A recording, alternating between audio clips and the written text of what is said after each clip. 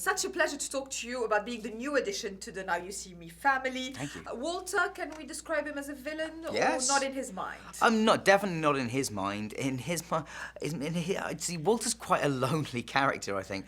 I think he's just like half of his motivation for doing what he does in this film is just to try and get some friends. And I think he is slightly enamored by the Horsemen and just thinks they're the coolest and wants them to like him, but because they don't, he sort of resorts to,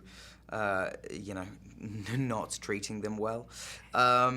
So yeah, but it was incredibly fun to come in to this group, and just, even though I'm not like a huge part of the movie, but like it was fun to get to go in and interact with the group, and like I had some really great scenes with like Woody and stuff that was incredibly fun to play, and Mark and Jesse and everyone really.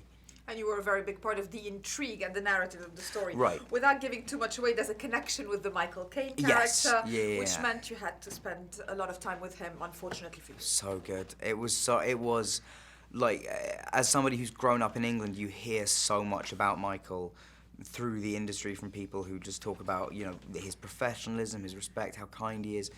And, to witness all that firsthand for yourself was really, like, amazing. And also to witness, there are so many actors who get to, much younger than Michael, who are jaded and sort of bored of it all and like to give off that attitude.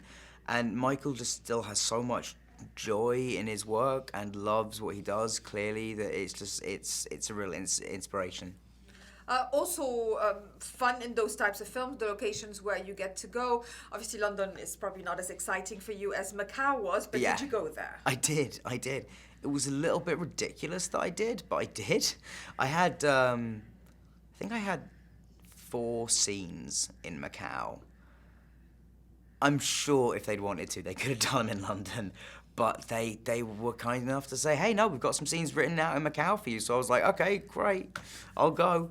So I ended up having a lovely time to sort of explore Macau for a couple of weeks and I felt really bad. It was one of those days where I'd go into work and be like, hey guys, sorry, you've all been working for like 12 hours and I've just been like gambling in a casino. How's everyone doing?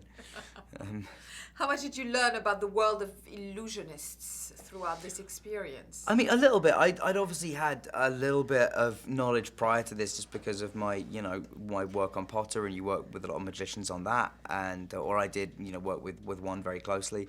So I sort of knew a little bit about some stuff, and but to be able to hang out with Blake, Andre, and Keith, who were the kind of the main teachers on this film, was just so cool. I mean, what they do is amazing, and it's also like they're kind of the next level of magic, where it's all good if like you see somebody on TV who's doing magic tricks and something, but these are the guys that like invent stuff. Like they invent tricks for David Blaine to use, or for like Guy Hollingsworth or someone like that. It's pretty incredible.